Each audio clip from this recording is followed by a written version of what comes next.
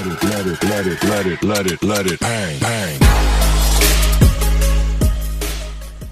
Hello बच्चों, आपका हमारे चैनल पर स्वागत है। बच्चों, आशा करता हूं कि आप अच्छे होंगे। बच्चों, इस वीडियो के माध्यम से हम क्लास 10th के बच्चों के लिए त्रिकोणमिति का एक्सरसाइज 8.1 के बाकी जितने बच्चे क्वेश्चन थे जो हमने हल किया था 8 तक, 8.1 के 8 तक क्वेश्चन हल कर लिए थे।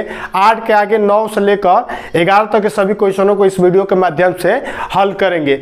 और यदि आप हमारे चैनल पर नए हैं तो चैनल को सब्सक्राइब और वीडियो को लाइक जरूर कर ले। आइए देखते हैं कि किस प्रकार से त्रिकोणमिति अनुपात का यूज करके सभी क्वेश्चनों को हल किया जाता है। यहां पर सबसे पहले यहां देखिए बच्चों, क्वेश्चन दिया है कि त्रिभुज ABC में, क्वेश्चन नंबर कौन दिया है, 9 दिया है, एक्सरसाइज 8.1 का। ठीक, यहां पर त्रिभुज दिया है ABC में, जिसका कोण क्या है, हमारा समकोण B समकोण है। और आपका मान दिया कि tan थीटा यानी tan A का मान दिया है 1/√3। तो कह रहा है कि निम्न का मान ज्ञात कीजिए। A और B आपको दिया है। ठीक है, तो देखिए इस प्रकार क्वेश्चन को हल करने के लिए हमने आपको मेथड बताया था। और आइए देखते हैं फिर से कि कैसे किया जाता है। तो यहाँ पर देखो बच्चों, त्रिभुज दिया है। सबसे पहले एक त्रिभुज बनाएंगे। हमने आपको बताया था कि ये जो हमारा त्रिकोणमिति है, त्रिकोणमिति का जो उत्पत्ति हुआ था समकोण त्रिभुज से ही स्टार्टअप हुआ था। ठीक है, तो यहाँ पर देखिए ये हमारा समकोण है, तो इसके सामने वाली भुजा हमारी आपको पता है कर्ण होता है। अब यहाँ पर सबसे पहले इसका नाम रख देंगे A, B और C। ठीक है बाबू, अब A, B और C रख दिए क्योंकि B हमारा क्या है, समकोण है, यहाँ पर ऑलरेडी लिखा हुआ है। अब यहाँ पर आपको देखिए बाबू कह रहा है कि tan A इक्वल टू दिया है 1/√3।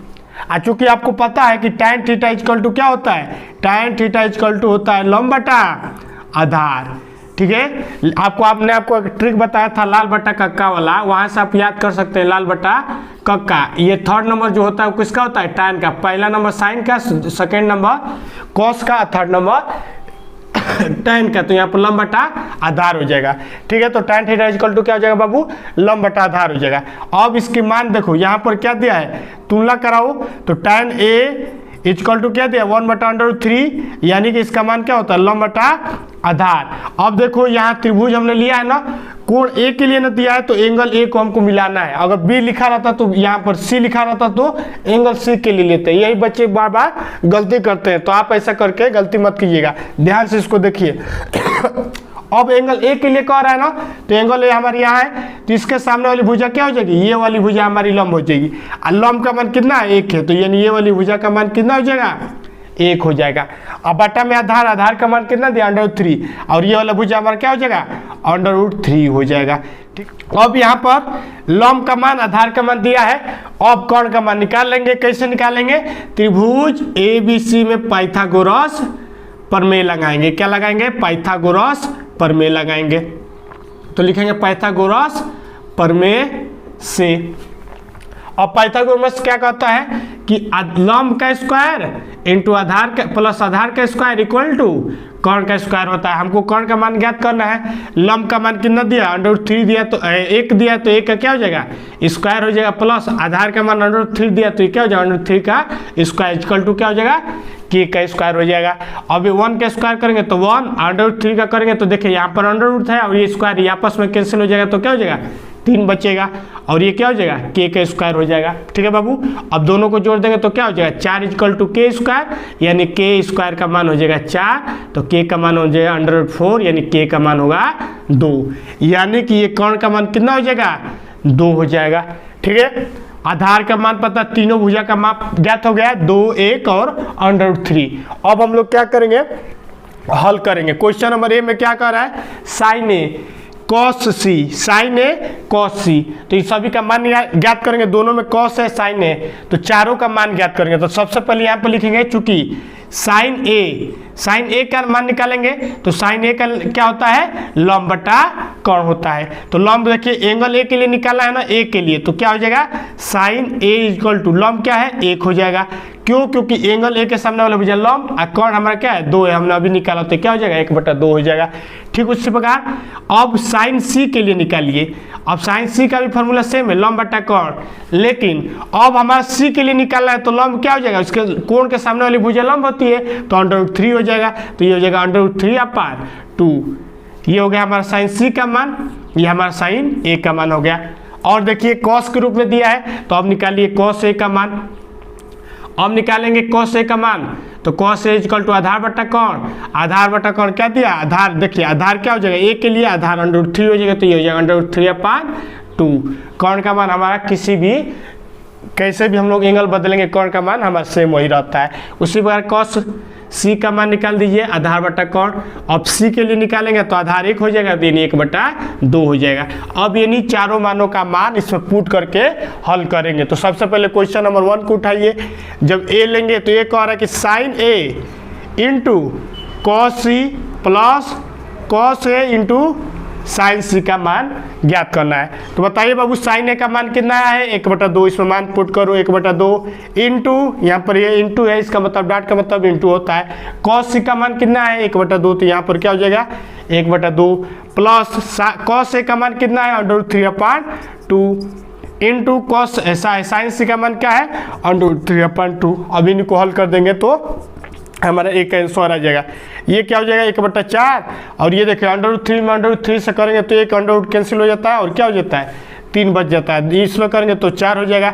अब दोनों का एलसीएम क्या हो जाएगा 4, ये 1 हो जाएगा और ये 3 हो जाएगा। 3 1 क्या हो जाएगा 4/4, यानी कट जाएगा, तो इसका आंसर क्या हो जाएगा 1 हो जाएगा। यानी आंसर नंबर यही हमारा क्या हो जाएगा आंसर हो जाएगा। क्वेश्चन नंबर 1 का आंसर क्या आएगा 1 आएगा। उसी प्रकार बी देखिए, बी नंबर कह रहा है कि cos A into cos C minus sign A into sine C का मान ज्ञात कीजिए। अब बताओ बाबू कॉस ए का मान कितना दिया है √3/2, इसमें पुट कर दीजिए, इंटू कॉस सी का मान क्या है 1/2, इसमें पुट कर दीजिए, माइनस करिए साइन ए का मान क्या है 1/2 हमने निकाला, और साइन सी का मान कितना निकाला √3/2 निकाला। इसको अब हल करिए, तो इसको हल जब करेंगे तो ये क्या हो जाएगा √3/4 हो जाएगा। और इसको भी हल करेंगे तो क्या हो जाएगा √3/4। ये आपस में एक प्लस एक माइनस है कैंसिल हो जाएगा, तो क्या हो जाएगा 0 हो जाएगा। यानी इसका आंसर 1 होगा और इसका आंसर 0 के बराबर होगा। तो इस प्रकार से हम लोग क्या करते हैं त्रिकोणमिति का अनुप्रयोग करके दिए गए क्वेश्चन को हल करते हैं। और ये जो हमारे बाबू क्वेश्चन है बोर्ड के परीक्षाओं में बहुत इंपॉर्टेंट है। तो मेरे प्यारे बच्चों इस प्रकार के क्वेश्चन को एकदम ध्यान से सटीक रूप से इसको हल करिएगा। आप वीडियो को पॉज करके इतना क्या करिए नोट्स बना लीजिए। ये बहुत इंपॉर्टेंट क्वेश्चन है क्योंकि हमारा एंगल दोनों इसमें दिया है, साइन ए के लिए भी दिया है और साइन सी के लिए दिया है। आपको इसी प्रकार बोर्ड के परीक्षाओं में ऐसे ही पूछता है, आपको ए का दे देगा और सी से एंगल से पूछेगा। tan ए का मान देगा, कहेगा कि tan सी का मान ज्ञात करो। तो सबसे पहले हम लोग त्रिभुज बनाएंगे, पाइथागोरस प्रमेय लगाएंगे, और बाकी जो फार्मूला है उसका तीनों भुजा का माप निकाल के उसके बाद हल करके निकाल लेते हैं। आशा करता हूँ आपको ये क्वेश्चन समझ में आ गया है। आइए नेक्स्ट क्वेश्चन को देखते हैं, क्वेश्चन नंबर 10। अब देखिए बाबू क्वेश्चन नंबर 10 कह रहा है कि एक त्रिभुज PQR में जिसका समकोण Q है, जिसमें PR plus QR equal to 25 centimetre दिया है और PQ का मान 5 सेंटीमीटर दिया है। तो पूछ रहा है कि साइन P cos P और tan P का मान ज्ञात कीजिए। कह रहा है कि एक त्रिभुज है, त्रिभुज PQ क्या है R है, ठीक है, जिसमें जो हमारा Q है वो क्या है बाबू समकोण है। Q क्या है हमारा समकोण दिया है, ठीक है, और आपका मान कह रहा है कि दिया है कि PR plus QR equal to कह रहा है कि 25 सेंटीमीटर है, ठीक है। तो और PQ का मान दिया है हमारा 5 सेंटीमीटर। तो कह रहा है कि साइन P का मान ज्ञात कीजिए, कॉस P का मान ज्ञात कीजिए, और कह रहा है कि tan P का मान ज्ञात कीजिए, ठीक है बाबू। यही हमारा क्वेश्चन दिया है। तो आप ध्यान से देखिए, इसमें भी हम लोग क्या करेंगे त्रिकोणमिति अनुपात की यूज करेंगे। तो सबसे पहले हम लोग क्या करेंगे त्रिभुज बनाते हैं। तो सबसे पहले एक त्रिभुज बना दीजिए। त्रिभुज कैसा होता है बाबू हमारा समकोण होता है। अब इसका नाम रखेंगे PQR, ठीक है। अब यहाँ पर देखिए PR और QR, तो देखिए PR प्लस QR यानी कि यहाँ से लेकर यहाँ तक का भुजा कितना दिया है 25 सेंटीमीटर दिया है, और ये PQ वाला भुजा कितना दिया है 5 सेंटीमीटर का दिया है। ये वाला तो 5 सेंटीमीटर दिया है, इन दोनों को जोड़ कर कितना दिया है, ये दोनों को जोड़ कर दिया है 25। तो हम मान लेते हैं इस वाले भुजा को कितना x मान लेते हैं। अब बताओ इसको x मान लो चाहे इसको x मान लो, हम इसको मान लेते हैं x। तो बताओ ये कितना हो जाएगा, ये हमारा हो जाएगा 25 माइनस 1 सेंटीमीटर हो जाएगा। आप इसको भी x मान सकते हैं चाहे इसको भी मान सकते हैं। देखिए क्योंकि यहाँ पर देखिए देखिए यहाँ पर दिया है ना P R plus Q R equal to कितना दिया है 25 दिया है। हमने पी आर को क्या माना है x माना है, तो x माना है तो क्यू आर का मान क्या हो जाएगा, क्यू आर का मान 25 माइनस x हो जाएगा। यही से हमने यहाँ पर क्या रखा है 25 माइनस x रखा है। ठीक है, अब पाइथागोरस प्रमेय लगाएंगे तो x का मान ज्ञात हो जाएगा। तो लगाएंगे क्या लगाएंगे, त्रिभुज पी क्यू आर में क्या लगाएंगे, पाइथागोरस प्रमेय लगाएंगे, पाइथागोरस प्रमेय से। अब यहाँ पर क्या होता है, आधार का लंब का स्क्वायर आधार का स्क्वायर जो होता है कर्ण के स्क्वायर का बराबर होता है। तो लंब क्या है बाबू, लंब हमारा 5 है तो ये हो जाएगा 5 का स्क्वायर प्लस आधार क्या है 25 माइनस x का क्या है स्क्वायर है, इक्वल टू क्या हो जाएगा लंब कर्ण का स्क्वायर। तो क्या हो जाएगा, कर्ण का मान x है तो हो जाएगा x का स्क्वायर। ठीक है बाबू, अब 5 का स्क्वायर करेंगे 25 का स्क्वायर करेंगे तो ये क्या हो जाएगा 25 का स्क्वायर प्लस x का square minus 50x equal to x square होगा। ये वाला जो लाइन है a माइनस बी के पावर स्क्वायर वाला जो फॉर्मूला होता है a माइनस बी के होल स्क्वायर का जो फार्मूला होता है A square plus B square minus 2ab, यहाँ पर हमने ये फार्मूला लगाया है। अब इसको क्या करेंगे, तोड़ देंगे तो ये हो जाएगा 25, ये हो जाएगा 625, ये हो जाएगा एक्स स्क्वायर, ये हो जाएगा 50x equal to x square. अब ये देखिए एक्स स्क्वायर प्लस है, यहाँ पर भी प्लस है, दोनों साइड अगर बराबर होता है तो प्लस प्लस क्या हो जाता है कैंसिल हो जाता है। अब ये 50x है तो उधर जाएगा और इन दोनों को जोड़ देंगे तो ये क्या हो जाएगा 650 इक्वल टू क्या हो जाएगा 50x। तो हमको x का मान ज्ञात करना है तो x का मान क्या हो जाएगा 650 बटा 50, 0 से 0 कैंसिल है, इसको करेंगे तो 13 पचे 65, यानी x का मान कितना आ गया 13 आ गया। अब x का मान 13 आ गया यानी ये वाला भुजक कितना हो गया 13 हो गया, ये 5 है और ये 13 है तो ये वाला भुजक कितना हो जाएगा 25 में से x घटा दीजिए तो 25 माइनस 13 करेंगे तो क्या हो जाएगा 12 हो जाएगा, यानी ये वाला भुजा हमारा 12 हो जाएगा। ये 12 हो गया, ये 13 हो गया, ये 5 हो गया। अब हम लोग इजीली क्या कर सकते हैं, सभी का मान ज्ञात कर सकते हैं। तो सबसे पहले पहला नंबर कह रहा है साइन पी का मान ज्ञात कीजिए। अब बताइए बाबू साइन पी का मान क्या होगा, पी के लिए ज्ञात करना है, ये वाला एंगल से ज्ञात करना है तो पी, तो ये वाला भुजा क्या होगा लंब होगा, ये हमारा कर्ण तो रहेगा ही और ये वाला आधार होगा। तो सबसे पहले साइन थीटा इक्वल टू क्या होता है लंब बटा कर्ण होता है। तो लंब बताइए कितना दिया है, अभी हमने ज्ञात किया ये वाला हमारा भुजा लंब है, लंब का मान हमने 12 ज्ञात किया तो ये 12 और कर्ण का मान हमने अभी क्या ज्ञात किया 13, तो यानी कि साइन पी का मान क्या हो जाएगा 12 बटा 13 हो जाएगा। उसी प्रकार आगे देखिए कह रहा है कि कॉस पी का मान ज्ञात कीजिए। तो कॉस पी इक्वल टू आधार बटा कर्ण होता है, आधार का मान क्या दिया है 5 दिया है, कर्ण का मान क्या दिया है 13 दिया, तो ये क्या हो जाएगा 5 बटा 13 हो जाएगा। उसी प्रकार tan p का मान कह रहा है तो tan p इक्वल टू क्या होता है लंब बटा आधार होता है।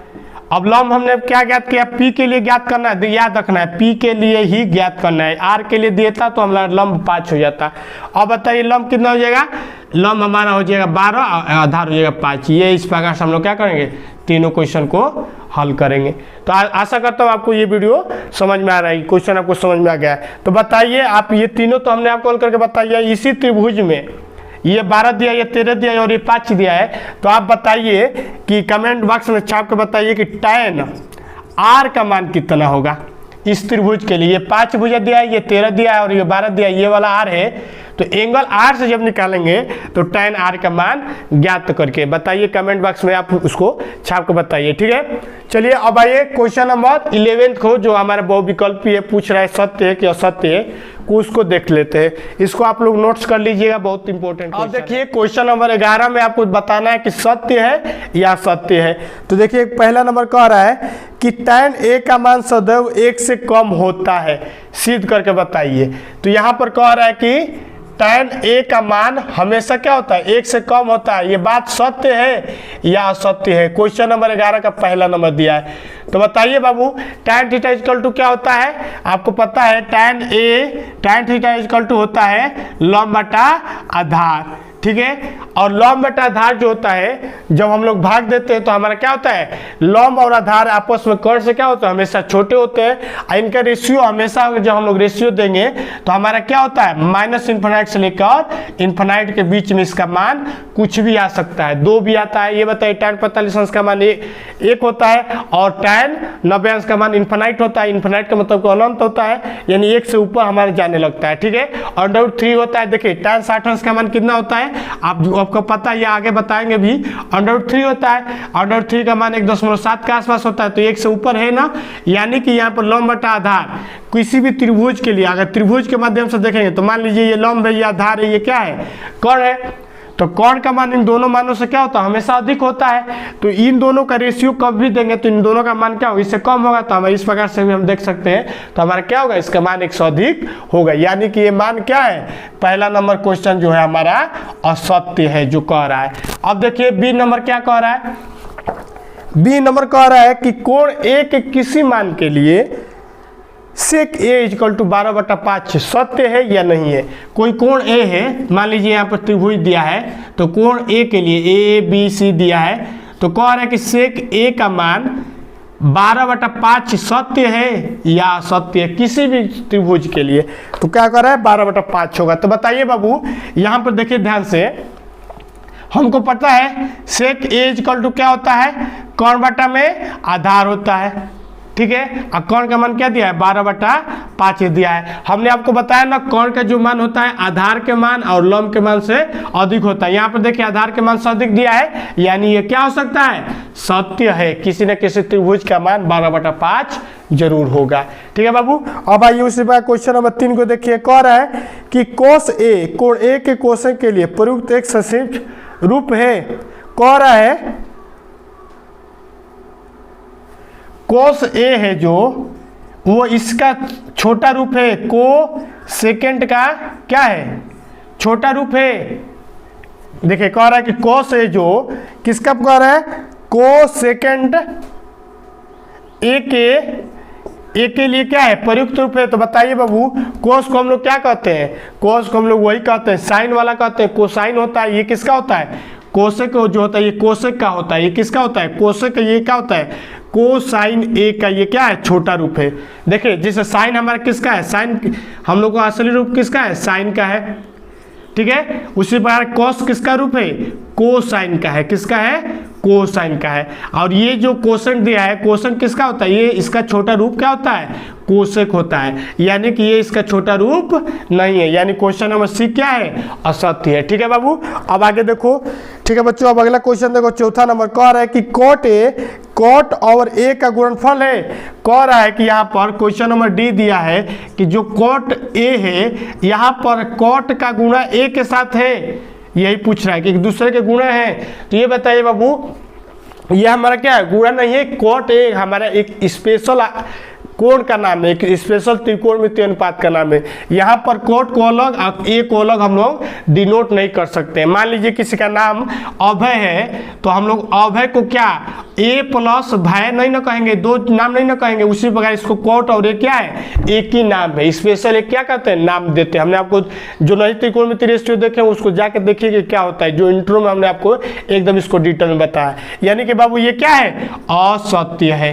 ठीक है। अब आगे देखिए, लास्ट क्वेश्चन दिया है एक्सरसाइज 8.1 के, और अगले वीडियो में हम त्रिकोणमितीय अनुपात, जीरो एंगल पे साइन जीरो अंश का मान जीरो क्यों होता है, कॉस मतलब सभी अंक का मान अलग अलग पे जीरो, साइन जीरो अंश का मान एक होता है, जीरो होता है, कॉस का मान एक होता है, क्यों होता है, साइन 90 अंश का मान एक होता है, कैसे होता है, tan थीटा का मान tan 90 अंश का मान इन्फिनाइट होता है, तो क्यों होता है, कैसे सिद्ध किया जाता है, हम A to Z कॉस 30 अंश, 0 का, 30 का, 45 का, 60 का और 90 का सभी क्वेश्चनों को हल करेंगे। ठीक है बच्चों।